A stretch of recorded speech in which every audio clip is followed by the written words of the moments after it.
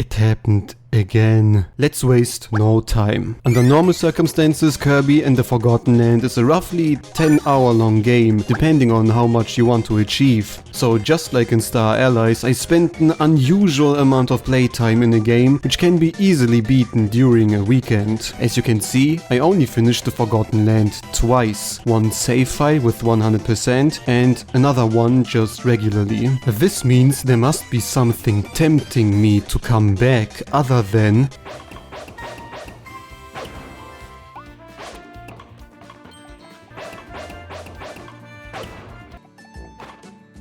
first and foremost, I simply completed the game just like everyone else and reached the magical 100%. Because the Forgotten Land is noticeably longer than Star Allies and enjoying it slowly, it took me around 20 hours, including the post-game, additional minigames and every necessary collectible. After that, and just for fun, I finished a challenge run without any deaths, copy abilities, shielding or dodge rolls, and going by the length of the video, 4 to 5 hours were required, but let's round up to 5.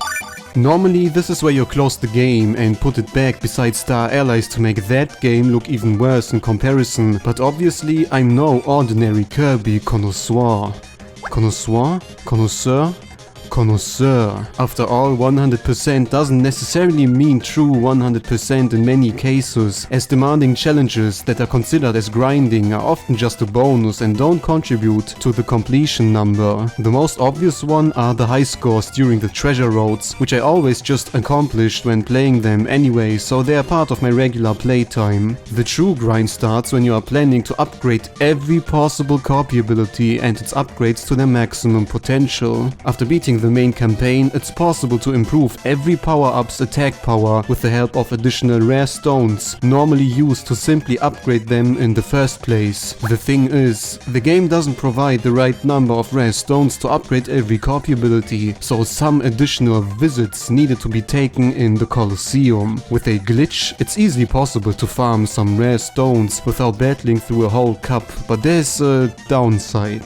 Kirby is broke. Due to how the money price is given during the actual cup, you only get one half of the reward when using the glitch, and because Kirby is not a nincompoop and doesn't want to hassle in a part-time job, the only option is to please the crowds, dope yourself with some questionable substances, and become the most famous arena fighter besides Bomber Luigi. But this is probably the main grind in the game and will double your playtime with ease. At the end, the true arena becomes an absolute cakewalk because of how often you battled and learned these bosses. Unfortunately, there's no other good way of earning money, and even playing the short Meta Knight Cup 5 times in a row is roughly the same as playing the Ultimate Cup Z once. But luckily, this whole process is pretty doable, and after getting over 300 rare stones, everything is upgraded and the game is finally finished.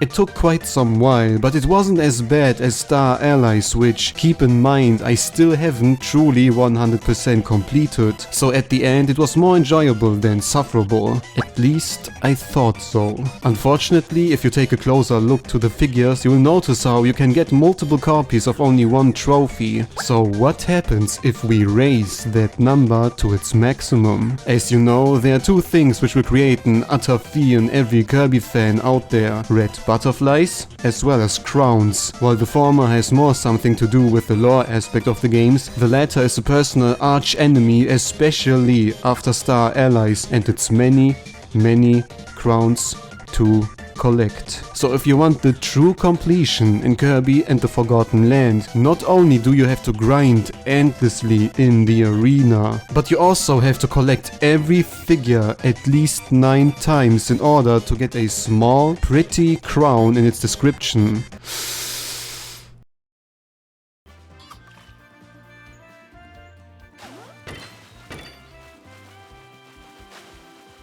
Shit. What sounds incredibly horrible wasn't so bad actually. After all, because I collected so much money during the battles at the Colosseum, I piled up a good amount of the trophies with ease. Much to my luck, the collector Waddle Dee even gives you only figures you have not crowned yet in exchange for some more rare stones. Ultimately, I finished yet another Kirby game without compromises and had to realize something. While I considered Star Allies to be the exception, the Nintendo Switch started to stretch Kirby games to an extent most people are not aware of. You can simply beat these games within a week, whereas doing absolutely everything in them reaches these heights of actual RPGs. And if we add the playtime of my second account to this number, it would be something like